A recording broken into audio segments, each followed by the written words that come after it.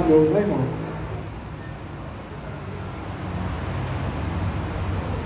Peço que os irmãos abram suas Bíblias.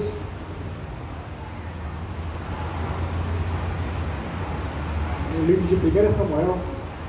Queria só trazer uma breve reflexão para nós essa noite. Eu vou acelerar um pouco, porque eu acho que eu vou ler muito. Logo depois de ler, irmãos, eu faço uma breve oração. 1 Samuel, capítulo 24, uma história bem conhecida de todos os irmãos, né? Acredito que todos os crentes. Eu queria ler 1 Samuel, capítulo 17, capítulo 17, versículo 24 em diante. 1 Samuel 17, do versículo 24 em diante. Aqui é a continuação da história, mas eu vou tentar ler o mais rápido possível. A cabeçada da Bíblia diz assim: o gigante Golias insulta os israelitas.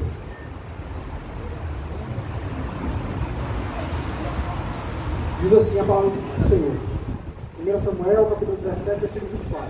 Todos os israelitas, vendo aquele homem, fugiam diante dele e temiam grandemente. E diziam uns aos outros: viste aquele homem que subiu? Pois subiu para afrontar a Israel.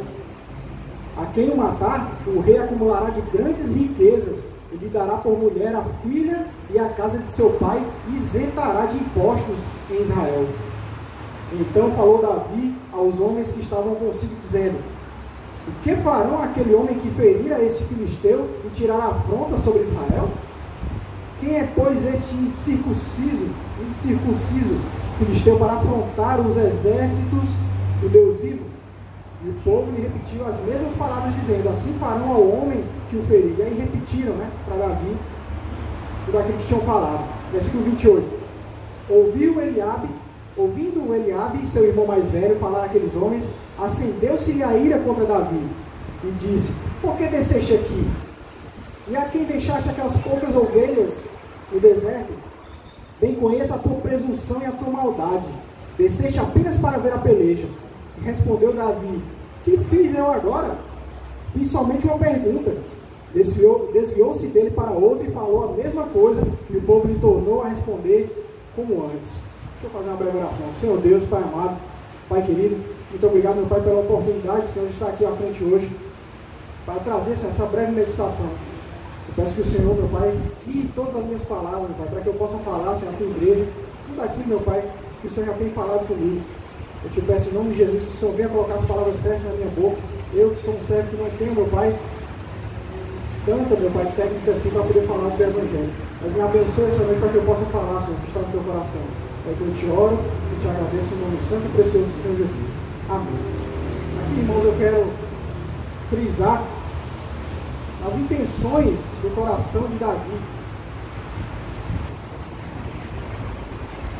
Muitos de nós lê e relê essa história muitas vezes durante a nossa vida, mas talvez nós não meditamos muito ainda a respeito das intenções do coração de Davi, a respeito de derrotar aquele gigante, né? Deus, com certeza, foi com Davi aquela batalha. Eu aqui não vou ler o resto da história, que é um pouco grande, eu preciso apressar aqui para não passar o tempo. Mas as intenções do coração de Davi eram as melhores possíveis. Davi não queria simplesmente derrubar o gigante para se vangloriar, para ser exaltado pelo povo de Israel, o povo de Deus. Davi não queria ganhar a batalha para ganhar uma coroa ou simplesmente, né, ser exaltado pela multidão. Mas as intenções do coração de Davi eram puras. E Deus viu aquilo. Durante todo o texto, eu nem li aqui o restante, por várias vezes ele fala que o gigante iria conhecer o Deus de Israel. Não é? Eu queria frisar a respeito das intenções do coração de Davi, porque Davi por si próprio não teria condições alguma de vencer Golias, irmão. É uma realidade. Golias era um homem experimentado na arte da guerra, como diz o texto aqui no versículo 33, quando Saul chega para ele e fala com Davi, diz: tu não vai à guerra, tu é apenas uma criança, um moço, né? Saul tinha medo, porque Davi realmente ele não tinha estatura suficiente.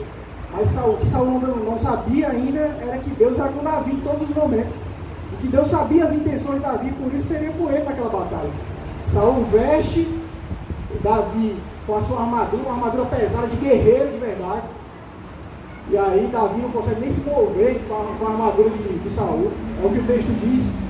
Se não me engano, versículo 39, Davi cingiu a espada sobre a armadura e experimentou andar, pois jamais havia usado. Então disse Davi a Saul: eu não posso andar com isso, pois eu nunca usei. Davi não seria capaz, irmãos, de derrotar Golias pela sua própria força, isso é um fato.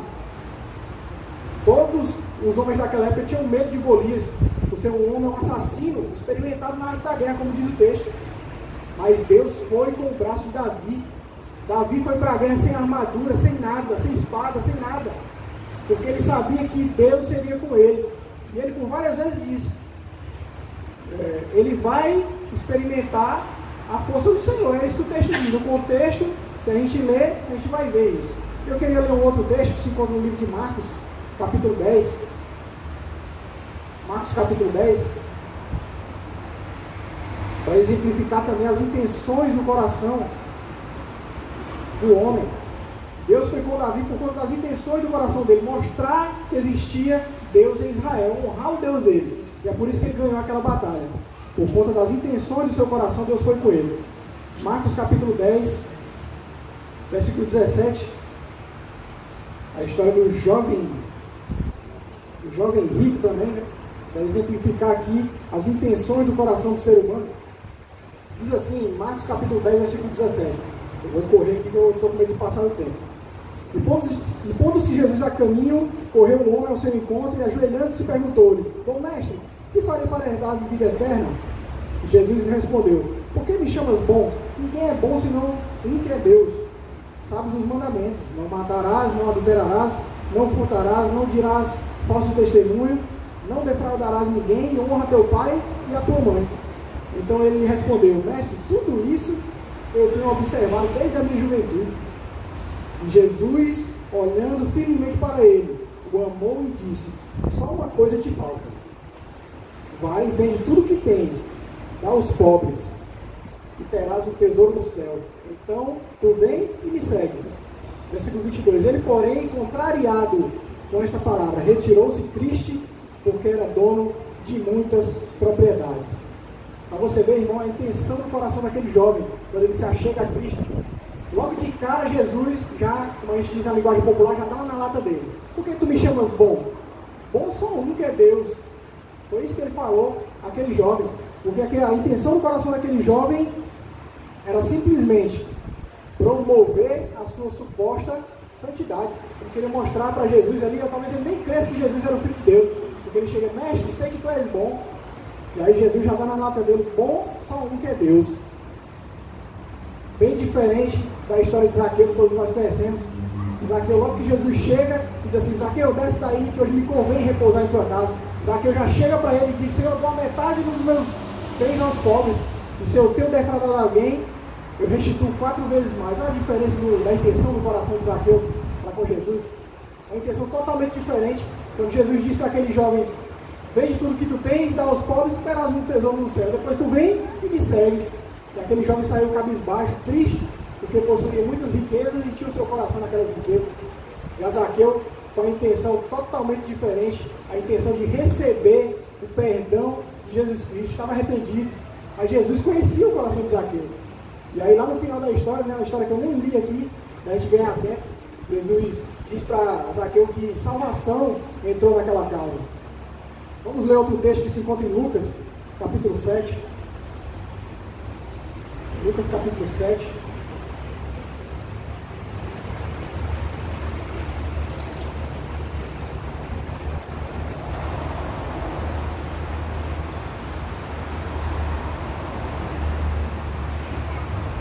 Lucas, capítulo 7, versículo 36. Esse texto aqui, o meu pastor já pregou inúmeras vezes, desde que eu sou criança, ele já pregou várias vezes, e cada vez que ele prega, eu fico mais maravilhado com esse texto. Porque esse texto, se a gente meditar, é um texto muito rico. Diz assim, versículo 36, Lucas, capítulo 7, versículo 36. Convidou um dos fariseus para que fosse jantar com ele. Jesus, entrando na casa do fariseu, tomou lugar à mesa.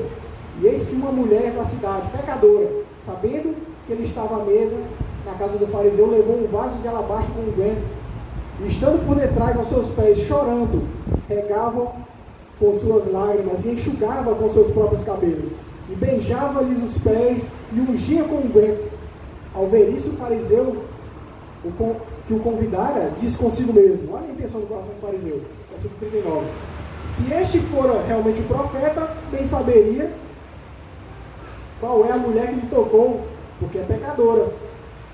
Versículo 40, dirigiu-se Jesus ao fariseu e lhe disse, Simão, tenho uma coisa para te dizer. E olha a forma que ele respondeu, dize-a, mestre. Versículo 41, certo credor tinha 2 devedores, e um lhe devia 500 denários e o outro 50. Não tendo nenhum dos dois com que lhe pagar, perdoou-lhe ambos. Qual deles, portanto, o amará mais? E respondeu-lhe Simão, fariseu, suponho que aquele a quem mais perdoou. E replicou Jesus, julgaste bem. E voltando-se para a mulher, disse a Simão, Jesus, vês essa mulher? Entrei na tua casa, tu não me deste água para os pés, mas esta, porém, regou os meus pés com lágrimas e enxugou com os cabelos. Não me deste ósculo. Os irmãos sabem o que é ósculo? Ósculo era uma saudação da época de Jesus, na qual alguém, quando adentrava a sua casa, o seu lar, ele saudava, como nós saudamos nossos amados irmãos com um aperto de mão, às vezes com um abraço, né? Só que naquela época era com um beijo no rosto e na testa, né? Isso era ósculo. E aí Jesus disse, não me deste ósculo. Ela, entretanto, desde que eu entrei, não cessa de me beijar os pés. Quer dizer, tu não beijou o meu rosto, a minha testa, mas ela não cessa de beijar os meus pés. Por isso eu te digo, perdoados lhe são os seus muitos pecados, porque ela muito amou. Mas aquele a quem pouco se perdoa, pouco ama. Então disse a mulher, perdoados estão os teus pecados. E os que estavam com ele à mesa começaram a dizer entre si, quem é esse que até perdoa pecados? Mas Jesus lhe disse a mulher, a tua fé te salvou, vai-te em paz. Frisando aqui, irmãos, na intenção do coração do fariseu, que era uma só, supostamente desmascarar aquele tal profeta, Jesus, segundo ele, mas ele não sabia que Jesus era o Cristo, o Filho de Deus. Ele queria desmascarar na frente dos outros fariseus a Cristo, dizendo, se ele soubesse quem é essa mulher aí, se ele fosse o profeta, ele ia saber quem era essa mulher, que estava aí, pecadora aos seus pés. E aí Jesus dá uma lição de moral naquele fariseu, deixando completamente, mas a gente fala, sem pai e sem mãe, né? E aí ele diz, tu não me deste, vês essa mulher, entrei na tua casa, tu não me deste água para os pés, porém ela me regou os pés com água. Jesus Cristo conhecia exatamente o coração daquela mulher e conhecia também as intenções do coração do fariseu. E as intenções, irmãos, do nosso coração são muito importantes. Existe um ditado popular muito incompleto que diz, o inferno está cheio de boas intenções, não é? É isso que o ditado popular fala. Só que o inferno não está cheio só de boas intenções, irmão. O inferno está cheio de muitas outras coisas boas, até de amor também. Ou você acha que quem foi para o inferno nunca amou ninguém? Claro que amou. A questão não é só as boas intenções, é que o crente ele precisa ter um coração limpo, puro diante de Deus.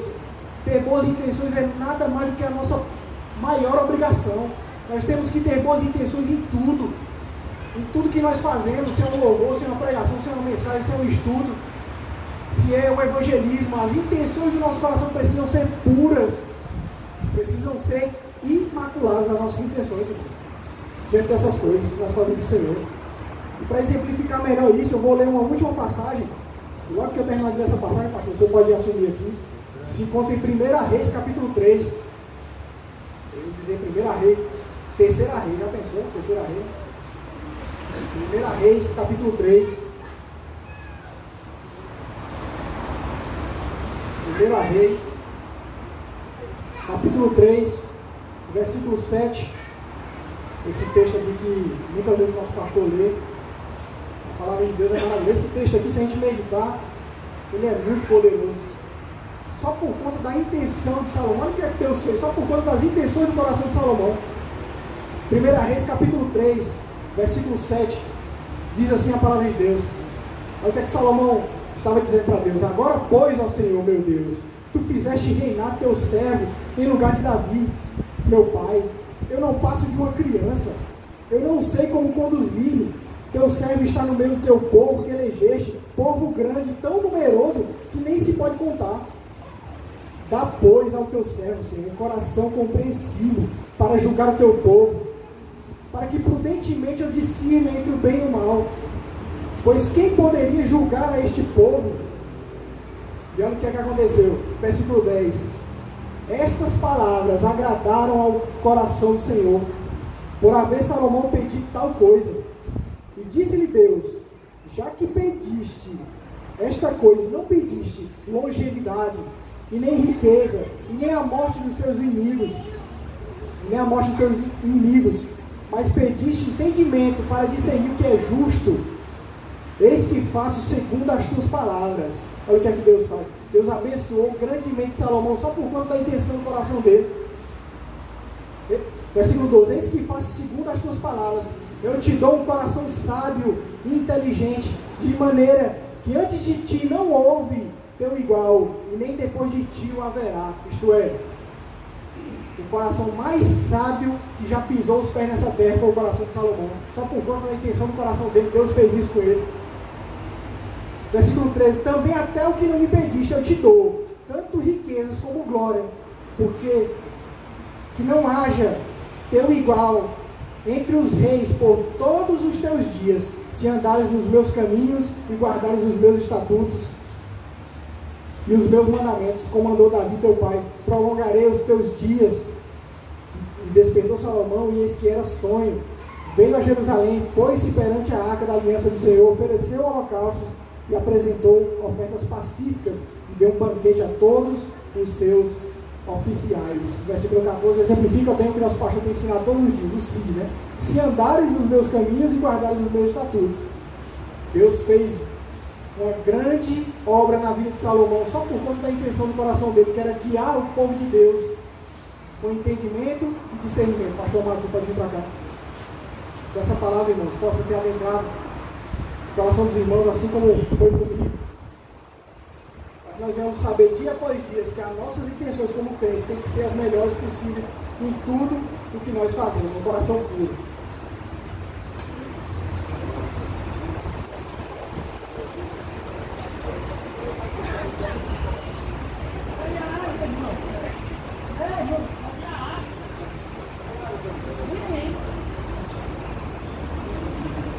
Oi, irmãos, uma meditação maravilhosa. Eu estava meio vexado, mas está tão bom, não é? Beleza. Agora, uma coisa que eu estava meditando nessa leitura que ele fez primeiro, em 1 Samuel, capítulo 17, e depois que eu fiquei aqui meditando, como as pessoas preguiçosas, pessoas que não têm muito coragem de fazer coisa boa, como elas julgam outras pessoas, faz críticas,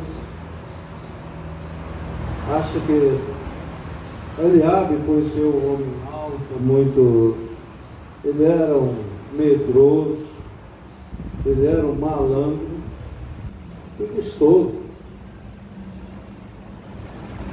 Tem coragem de trabalhar, só procura crescer nas costas dos outros.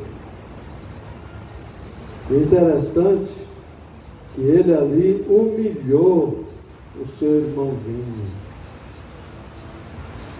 Humilhou.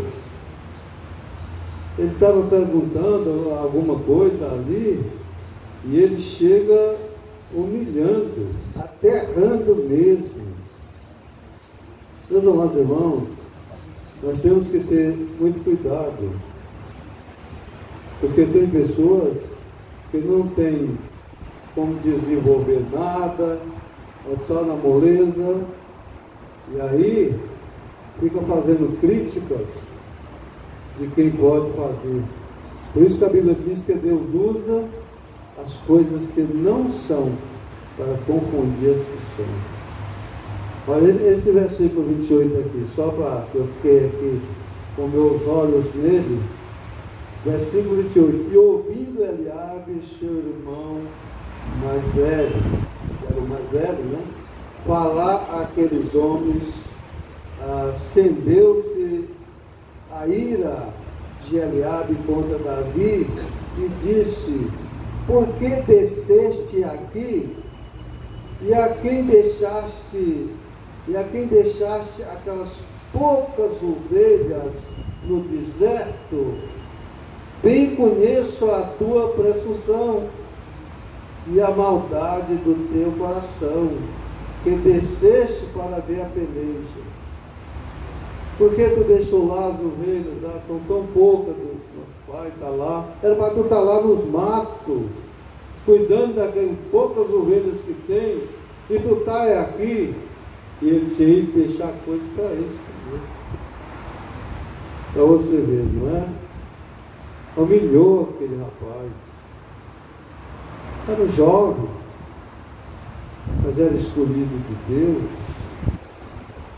E aí, o exército todo fugiu com medo do homem, e eles, sem armas, sem a coisa de armaduras no corpo, foi lá e derrotou aquele gigante. O exército correu. Eles mesmos, os irmãos dele, eram os homens arrãos, mas aquele jovem que foi humilhado pelo seu irmão, você está lá no mato, o que você está fazendo aqui? Eu sei a maldade do teu coração. Você está aqui para estar vendo a batalha, quer dizer, para ver a gente correr. E Deus, meus irmãos, nunca ache que porque você não significa muita coisa, mas Deus, Ele usa as coisas que realmente não são para confundir as que são. Por isso, nunca deve se menosprezar. Não, eu não tenho, sou muito. Irmãos, o que Deus quer de nós é que nós tenhamos agilidade na vida, que sejamos espertos, que tenhamos coragem de lutar. Não importa que não tem, para o mundo não tem muita importância, mas Deus te ama. Luta, irmão. Não vai olhar, não, mas eu não sou. Irmão, se você tem coragem, Deus só diz isto, te esforça, e eu te ajudarei. Por isso, muito importante, como é que não ficou aquele rapaz? Né? Envergonhado, humilhou o seu irmão, e seu irmão sozinho, com a ajuda de Deus, sem espada, sem nada, derrotou aquele gigante. Tem alguém tolo para dizer que não foi nada disso, a pedra não fez nada, Deus derribou ele. A minha Bíblia diz que ele jogou a pedra e bateu na testa dele e ele caiu. Não foi? Agora ali estava o quê? O poder de Deus nas mãos dele, o poder de Deus usando aquela pedrinha e derribou ele. Que as pessoas querem enfeitar, criar coisas. Cuidado com quem gosta de enfeitar, irmão. Vamos ler a Bíblia e falar a Bíblia. Não enfeita. Eu já ouvi alguém dizendo que esses tolos, que foi, ele nem fez nada, só o homem caiu. Foi a pedra que Deus usou, através daquela pedra, derrubou ele. Tá certo? Deus continue abençoando nosso amado irmão Valmir. Foi muito bom, irmão. Maravilha a sua meditação. Todo o povo de Deus nessa bênção. E amanhã, mais um dia. E amanhã também tem ensaio para os evangelistas para cantar domingo. Todos os evangelistas aqui para a glória de Deus, tá certo? Vamos separar e fazer oração.